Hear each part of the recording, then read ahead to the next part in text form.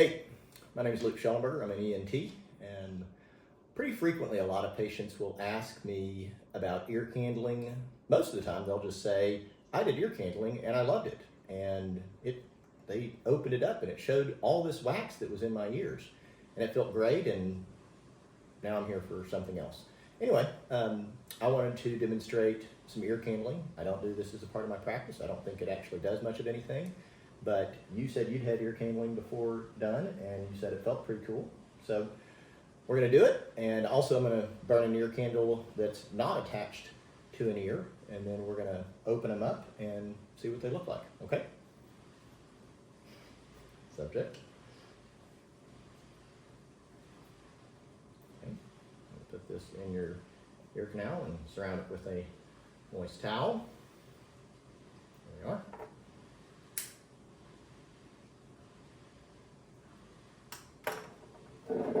Also burn this one right here that's not attached to an ear canal.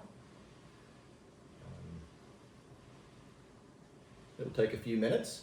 So the idea behind ear candling is that it creates a suction due to the fire, and that sucks out the earwax. The problem is it just doesn't create much of a suction. In fact, you can see a little bit of smoke and such just kind of pouring out of the ear canal down into the glass. And so it's not creating a suction, it's not sucking stuff up, it's actually adding a little bit of stuff into the glass. Now, can it burn? It possibly can, but it is not, the number of times that occurs is very rare. I have seen one person who burned ear canal wax from an ear candle into their ears, but most patients say they don't experience that, and well, I hope it's not going to happen today on my subject here. Beyond that, could it make your ear feel a little better? It could.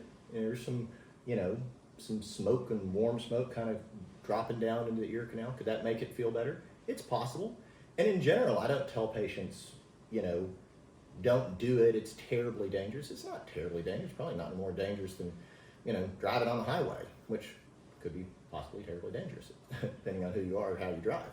But I do not say it's a high-risk procedure, but it is it does have some risk, and there is potential that you could drip molten earwax down into your ear canal. So you have to be aware of that, and you also have to be aware that the claims that it will remove all the wax out of your ear canals, there's really not any research that shows that happens. In fact, there's plenty of research that shows that that doesn't happen, okay? Beyond that, in general, patients a lot of times ask me, what should I do to clean wax out of my ears?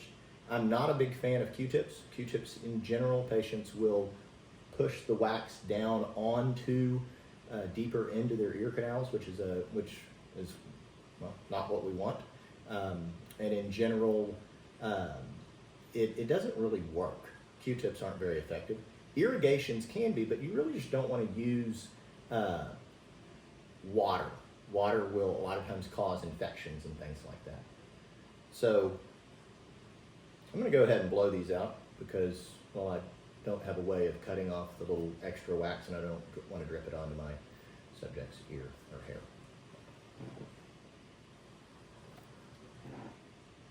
So, can you grab me a scissor?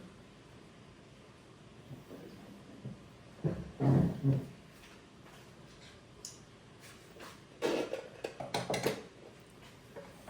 I'm going to cut off these. I'm